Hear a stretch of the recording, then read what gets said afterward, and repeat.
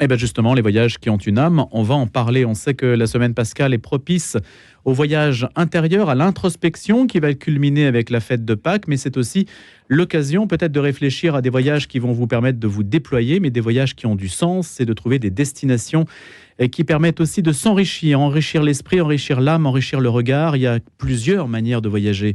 Et bien sûr, nous, on essaie de promouvoir des manières intelligentes de voyager qui ont du sens. Et c'est précisément l'objet de la rencontre aujourd'hui avec Sophie Mageron qui représente l'agence Odeia qui est avec nous pendant une vingtaine de minutes pour nous parler à la fois des voyages culturels et aussi des pèlerinages qui sont aussi les grands événements de l'année qui vont avoir lieu dans les mois qui vont s'échelonner après Pâques et puis l'année prochaine. Alors, j'ai, juste avant de donner la parole à Sophie Mageron, l'occasion de rappeler que le tourisme international est quand même un marqueur de la vitalité de nos économies. C'est aussi quelque chose qui dit quelque chose de notre manière de vivre. Et comme je le disais, il y a plusieurs manières de voyager. On sait qu'en France, par exemple, en tout cas en France, le tourisme redémarre, semble-t-il, selon des chiffres qui ont été donnés récemment. Il devrait retrouver complètement les niveaux d'avant la pandémie en 2024, donc cette année, et même aller un peu au-delà, puisque les premières estimations font état de chiffres en progression de 2% par rapport au niveau de 2019, selon l'agence de l'ONU, l'Organisation mondiale du tourisme. Bonjour Sophie Mageron. Bonjour Louis Dauphren. Alors on va parler de Odeia, ce que propose Odeia. On entendait une publicité à l'instant même qui nous disait que vous proposiez une manière intelligente de voyager. On va voir à quoi cela correspond. C'est difficile quand même de voyager sur des territoires comme la Terre Sainte, par exemple. Oui, alors c'est vrai que depuis octobre dernier, malheureusement, il y a cette guerre qui a frappé la Terre Sainte entre Israël et Gaza. On ne peut plus aller en ce moment, où c'est difficile en tout cas de se rendre en Terre Sainte, mais on a bon espoir de pouvoir à nouveau retourner sur les lieux saints, à Jérusalem, Bethléem, Nazareth, et d'aller prier vraiment sur ces lieux où Dieu lui-même s'est incarné, où Dieu lui-même a marché. Je crois que c'est important pour tout chrétien de pouvoir ou d'espérer un jour d'aller sur ces terres. Ça incarne véritablement notre religion qui est la religion de l'incarnation. Mais le fait est que voilà, on a beaucoup d'espoir de pouvoir y retourner peut-être d'ici la fin de l'année, on espère vraiment, aussi pour aller soutenir finalement nos frères, ces chrétiens d'Orient qui souffrent parce que personne n'en parle. On parle des Israéliens, des populations musulmanes de Gaza, mais on oublie qu'il y a ces chrétiens qui font tampon généralement et qui souffrent terriblement. Vous proposez d'aller rencontrer les chrétiens d'Irak. Oui, alors c'est vrai que ça c'est la particularité d'Odeia. Odeia qui signifie en grec ancien, on disait le chemin. La voie, le voyage, c'est la même racine qu'on retrouve dans Exode ou Odyssée. Et notre particularité, c'est à la fois de proposer des voyages culturels, mais toujours dans un esprit chrétien, et des pèlerinages. Et c'est vrai qu'on n'a pas peur de proposer des voyages. Par exemple, en Irak, vous avez raison, on va partir d'ici 15 jours là, avec Benjamin Blanchard de SOS Chrétien d'Orient sur ces chemins du Kurdistan irakien à la rencontre de ces populations chrétiennes qui souffrent encore aujourd'hui, qui ont été déplacées il y a presque 10 ans maintenant à cause de Daesh, on s'en souvient, et donc qui sont réfugiés à Erbil dans ce Kurdistan irakien. On va aller à leur rencontre, on va les voir. Ils vont nous raconter aussi ce qu'ils ont vécu, et puis c'est une manière de les soutenir parce qu'il y a des dons qui suivent, etc. Et puis c'est une manière de les soutenir moralement. Ils ont besoin de nous. Vous savez, la chrétienté, on le dit souvent, c'est comme deux poumons. Il y a le poumon occidental, le poumon oriental. Si on veut bien respirer, on a besoin de nos deux poumons, et c'est ça la chrétienté finalement. Ça correspond à une demande. Il y a un public pour aller voir les chrétiens en Orient. Je crois qu'en France particulièrement, on est très touchés, on est très liés à ces chrétiens. Vous voyez, hier, j'ai un tout petit groupe qui est rentré du Liban, qui allait passer les rameaux au Liban, qui est allé prier sur le tombeau de Saint-Charbel. Et donc, on est lié avec ces populations libanaises et chrétiens d'Orient en général, au sens large. Et c'est ça qui est très beau, c'est que malgré la conjoncture actuelle, malgré tout ce qu'on connaît, on continue à avoir ces échanges et à prier finalement les uns pour les autres. Alors précisément, c'est un petit peu peut-être l'ironie de la conjoncture, c'est qu'auprès d'un certain public, on peut se dire, quand la situation est difficile dans les pays de destination, justement, on se dit, c'est le moment d'y aller. En fait, c'est parce que la situation est difficile qu'on a envie d'y aller, pour aller aussi les soutenir. C'est vrai. Alors, il y a beaucoup de personnes qui nous demandent de pouvoir, qui n'ont pas peur d'aller au Liban, qui n'ont pas peur d'aller en Irak, qui ont très très envie de retourner en Terre Sainte. Personnellement, si j'avais le temps, j'irais en Terre Sainte. On peut y retourner là. Moi, je n'aurais personnellement pas peur, mais ça n'engage que moi, bien sûr. Mais voilà, c'est vrai qu'on a ces liens qui sont là. Mais qu'est-ce qui est compliqué pour la Terre Sainte en ce moment, au-delà de l'aspect militaire? Ce sont les tracasseries administratives? Non, il n'y a pas de tracasseries particulières. particulière, à part le site du ministère des Affaires étrangères qui marque en rouge Israël. Donc on attend que ça soit reclassé en orange ou jaune.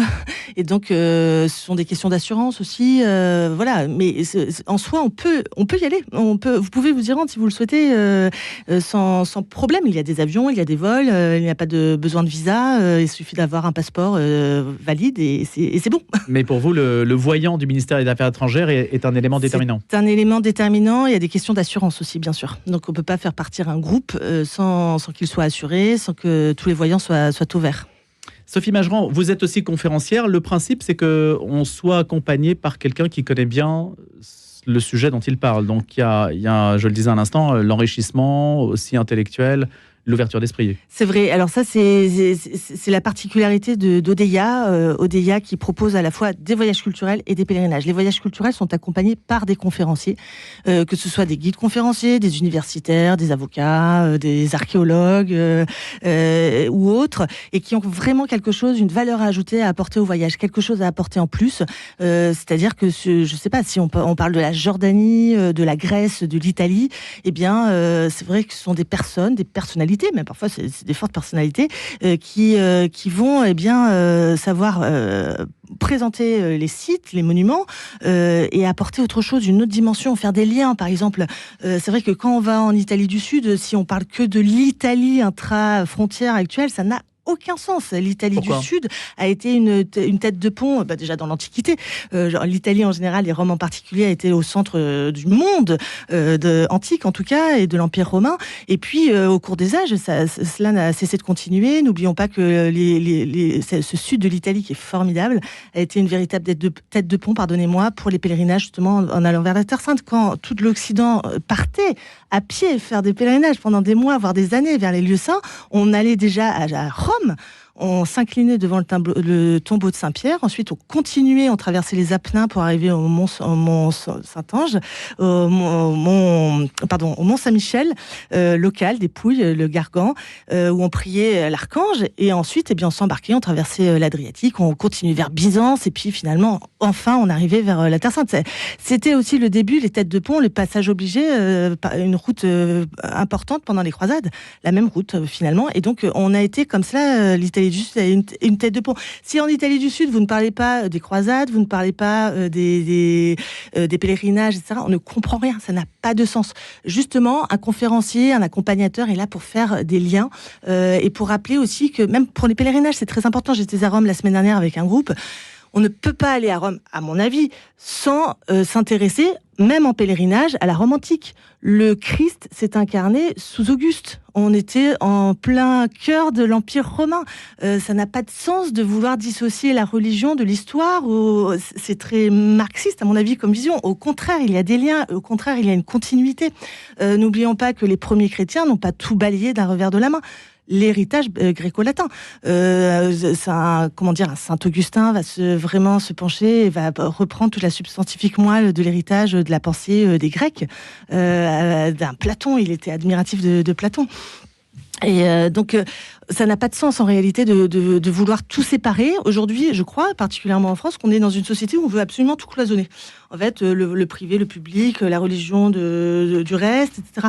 Non, il y a un ensemble qui est harmonieux d'ailleurs, et il y a un héritage, une transmission qui s'est faite au cours des âges. Cette année, c'est l'année jubilaire de saint Thomas d'Aquin. Et d'ailleurs, l'an dernier, ça avait déjà commencé, et puis ça se poursuit. Il y a toujours un anniversaire quelque part. Il y a toujours un anniversaire quelque part.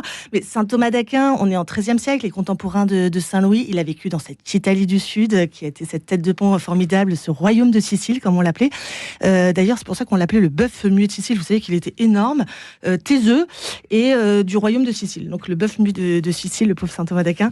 Et ce saint Thomas d'Aquin qui a été un esprit brillantissime. Et sur quoi s'est-il basé? Sur le travail d'Aristote. 4e siècle avant Jésus-Christ. Il n'a pas tout rasé, non. Il a repris toute cette pensée qu'il a éclairée d'un jour nouveau et qu'il a finalement, non pas christianisé, mais comme la pensée d'Aristote est ancrée dans le réel, finalement, le réel ne change pas, la vérité ne change pas, et il suffit de le voir avec un éclairage peut-être chrétien, et tout cela est très beau. On ne renverse pas les statues, c'est ce qu'on aura compris, Sophie Mageran. Alors dites-nous peut-être un mot sur ce qui attire le public français. En fait, le public français aime les vieilles pierres. Est-ce que c'est ça qui fait venir en fait les gens ? Alors, le public français, pour ce qui est des pèlerinages, aime aller prier sur les lieux saints, s'intéresser, rencontrer, on l'a dit. Et puis, pour ce qui est des voyages culturels, eh bien, effectivement, ils aiment les vieilles pierres, ils aiment l'histoire, ils aiment aller à la rencontre de destinations nouvelles, de populations nouvelles. La grande particularité de nos voyages, que ce soit des pèlerinages ou des voyages culturels, c'est qu'on propose toujours des rencontres sur place pour incarner tout cela justement, pour donner une autre dimension. Et je crois que c'est la grande force de nos programmes. Vous voyez, à Rome par exemple la semaine dernière, pour reprendre un exemple puisque c'est concret et c'est récent, avec ce groupe de pèlerins, on a été reçus par le recteur de la Trinité des Monts. Ça donne une toute autre dimension. On a visité le séminaire français de Rome. C'était très touchant de voir ce jeune séminaire. Enfin, c'était plus un séminaire. D'ailleurs, il venait d'être ordonné prêtre, qui témoigne de son parcours, qui témoigne aussi de ses difficultés, de sa souffrance, parce qu'il disait que lui, il était du diocèse d'Amiens, où il allait retourner là tout bientôt, et que le prochain prêtre qui serait ordonné dans ce diocèse, il faudrait au moins attendre 7 ans, parce que il y a le séminariste qui vient juste de commencer ses études. Donc c'est du concret. On touche vraiment le... Justement, les vieilles pierres ne suffisent pas. En fait, il y a les vieilles pierres, puis il y a les pierres vivantes. C'est nous, c'est les témoignages, et c'est ça qui est intéressant. Alors, Sophie Mageran, vous parliez donc du Jubilé Saint-Thomas d'Aquin, Jubilé Rome. Il y a des destinations qui marchent à tous les coups, si je puis dire. C'est-à-dire qu'elles sont inépuisables, ces destinations. Mais oui, c'est vrai qu'à Rome, on peut y retourner toujours, j'ai envie de dire, peut-être 10 fois dans sa vie, on ne s'en laissera pas. De toute façon, Rome, c'est la maison, on est chez nous. En tant que catholique de l'Église catholique romaine, eh bien, je crois qu'on a tous eu cette expérience d'arriver à Rome et de se sentir chez soi, de se sentir à la maison, parce que on est dans le giron finalement de l'Église catholique et universelle. Et ça, c'est très beau. Moi, j'aime beaucoup ce sentiment quand j'arrive à Rome. J'ai vraiment l'impression d'arriver à la maison. Qu'est-ce que vous aimez le plus à Rome? On y sera justement dans 2 jours. Moi, j'aime tout. Destination coup de cœur. Oui, non, mais alors, vous voyez, par exemple, j'aime le Panthéon. Le Panthéon, c'est peut-être pas le monument le plus beau, mais c'est le plus intéressant à mon goût, très étonnant parce que il a plus de près de 2000 ans. Au niveau de la construction, on ne comprend pas encore aujourd'hui comment ils ont réalisé cette construction avec une coupole. Qui est perché à plus de 40 mètres de hauteur, qui n'est pas fermé par un claveau, mais par une ouverture de 10 mètres de diamètre. On ne sait pas comment ça marche, sans béton armé, disons. Donc aujourd'hui, on ne saurait pas refaire ce que ces Romains ont fait il y a près de 2000 ans. Et d'autre part, la symbolique est très belle. C'était un temple, pardonnez-moi, construit sous Auguste en l'honneur de toutes les divinités, Panthéos, ça veut dire tous les dieux en grec, et qui finalement a été christianisé, qui est devenu une église dédiée aux martyrs, et c'est comme cela que ce temple a traversé les âges. C'est magnifique. Là encore, on voit la continuité. Il n'y a pas eu de rupture, on n'a pas tout cassé, on n'a pas cassé les idoles. Eh bien, on les a transformés, on les a christianisés. Ça, c'est tout ce travail extraordinaire justement du christianisme en Occident qui a continué l'œuvre de Rome finalement. Et notre Panthéon à nous a peut-être une signification un peu différente. Ah oui, alors à Paris, c'était une église au départ. C'est un peu le chemin inverse. C'est un peu le chemin inverse. Et puis, c'est en l'honneur des grands hommes à Paris, mais on est loin finalement de toutes les divinités. C'est très différent. C'est le Panthéon, vous voyez, dans l'Antiquité, le souci de ces anciens d'offrir un temple pour tous les dieux. Et on retrouve exactement la pensée de Saint Paul quand il arrive à Athènes. Il voit cet autel aux dieux inconnus. Moi, je trouve ça extraordinaire. Il y a des hommes qui étaient tellement soucieux, tellement religieux et tellement soucieux de trouver la vérité, finalement, qu'ils ne voulaient absolument oublier personne, même pas le Dieu qu'ils ne connaissaient pas. Ça, c'est extraordinaire. Et donc, on est très loin, effectivement, du Panthéon parisien. Les principales destinations, Sophie Mageran, ça reste l'Europe, je crois, de l'ordre de 40%. Ensuite, c'est le Proche-Orient. Alors, l'Europe, effectivement, beaucoup l'Italie. On a plusieurs départs de l'Italie du nord au sud, dans les îles, et particulièrement la Sicile, qui est un pays à elle seule. Tout le bassin méditerranéen. En ce moment, ce qui marche beaucoup aussi, c'est la Grèce, pardonnez-moi. La Grèce, parce que à la fois les voyages culturels, les pèlerinages sur les pas de Saint-Paul, là, on enchaîne un petit peu. Mais la rive nord du bassin méditerranéen. La rive nord du bassin méditerranéen, c'est vrai que peu à peu, ça s'est un peu fermé. Là, les rivages sud, encore que, on retourne et on est, je crois, parmi les premiers à être retournés en Algérie. Et on ne cesse de faire partir des groupes à la fois dans le nord de l'Algérie, mais aussi dans le grand sud algérien, sur les pas de Charles de Foucauld. Ce sont des voyages magnifiques, véritablement, sur les pas du frère Charles, dans le Grand Ergue occidental, et puis jusqu'à Tamanrasset, bien sûr, Et là, c'est crème. Les voyageurs reviennent absolument enchantés. Donc, vous voyez, ça, c'est un petit peu l'exception. Il y a des destinations qui se ferment, il y en a d'autres qui s'ouvrent. On peut plus aller en Terre Sainte. Eh bien, on va sur les pas de Saint-Paul en Grèce. Fantastique, un très, très beau voyage. Sur les pas, eh bien, de ce grand apôtre des païens. C'est lui qui a baptisé le premier occidental, enfin, la première occidentale, Lydie, à Philippe. Eh bien, c'est très émouvant d'aller sur ces lieux. Et puis, c'est l'objet de pèlerinage extraordinaire, bien sûr. Alors, des lieux aussi très éprouvés par l'actualité, aussi bien les tremblements de terre que les problématiques migratoires. On n'a pas l'impression de se faufiler un peu au milieu de ces drames ? Non, parce que c'est comme en France, il y a plein de drames. Finalement, on vit. Oui. La vie continue. Donc non, en Grèce, on ne voit pas particulièrement de drames. Après, on peut écouter ce que les guides locaux, certains ont à nous dire, bien sûr. Mais on ne va pas sur les îles de Lesbos ou autres qui sont ces lieux d'entrée migratoire, effectivement. Et il y a une volonté de garder un budget pour les vacances, c'est ce que soulignent les études qui portent sur le tourisme. Le budget qui est en baisse quand même de 7% à 2 450 € en 2024 par foyer français, contre 2006 en 2023. Donc il y a un petit tassement et parallèlement, il y a quand même l'inflation qui renchérit quelque peu les choses. Alors est-ce que les paramètres d'un voyage intelligent sont quelque peu modifiés? Dans quelle mesure s'adapte-t-on à ces budgets? Alors c'est vrai que tout a augmenté, vous avez raison de le souligner, tout a flambé. Si on reprend les chiffres d'un vol pour je ne sais où, moi j'en sais rien, Tel Aviv avant la pandémie, on est loin du compte aujourd'hui. Bien sûr, tout a terriblement changé. L'aérien a changé, les politiques des compagnies aériennes aussi. On va pas s'étaler là-dessus, mais c'est sûr qu'il y a eu des grands bouleversements, c'est certain. Après, nous, ce qu'on cherche, c'est vraiment le juste prix. Le prix le plus juste. Il faut déjà que nous vivions aussi. On a des équipes à faire tourner, à régler, à payer. Le travail n'est pas gratuit en France, ce qui est normal quand même. Et puis trouver le bon prix, le juste prix. Voilà, ça c'est important.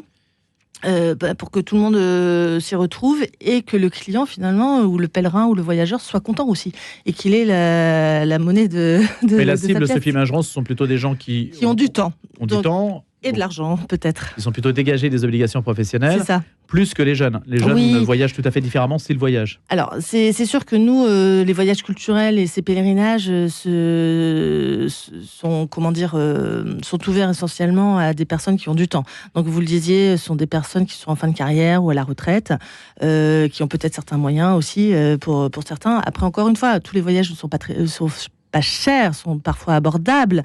C'est ce qu'on cherche à faire. Il y a des voyages après aussi qu'on destine aux familles, et ça c'est la grande particularité peut-être d'Odeia. On propose à la fois des séjours familiaux, grands-parents, petits-enfants pendant les périodes de la Toussaint, que ce soit à Naples ou à Rome, sous forme de pèlerinage aussi avec Famille Chrétienne, en partenariat avec Famille Chrétienne. Ça c'est aussi pendant les vacances de la Toussaint prochaine. Et donc ça marche très très bien. Donc voilà, il faut trouver le juste prix, et c'est sûr que tout a augmenté. Ça, c'est une certitude. En France, seulement 52% des Français s'offriront un séjour dans un hébergement payant au cours de l'année, contre, là aussi, ça diminue un petit peu, en 3 points de moins en 2023, 56 en 2022. Ça veut dire aussi que le principe de la location de l'hébergement entre en ligne de compte. Est-ce que, par exemple, la multinationale que représente l'Église à travers les hébergements dont elle peut disposer, est-ce que ça aussi, c'est un élément qui permet de voyager de manière différente? Oui, alors ça c'est sûr que nous privilégions les hébergements religieux, que ce soit à Rome, en Terre Sainte, en Jordanie, à Amman par exemple, l'Église catholique vient d'ouvrir un hébergement religieux extraordinaire pour les pèlerins. Or, la Jordanie fait partie de la Terre Sainte, c'est une évidence. Donc oui, on privilégie, c'est une manière de soutenir les communautés chrétiennes sur place, c'est une manière de tenir des budgets plus abordables. Ça n'a que des avantages. Ça n'a que des avantages. On est très bien reçus. On est très très bien reçus dans ces maisons religieuses. C'est généralement très confortable, simple mais confortable. Et donc, bien sûr, on privilégie ce genre d'hébergement, en tout cas pour nos voyages pèlerinages. Les personnes qui donnent des conférences, je vois, il y a Frédéric Ponce notamment, des journalistes, donc vous-même aussi, vous êtes conférencière. Ça, c'est un plus qui s'est instauré comme une habitude, un petit peu des prestations un peu premium.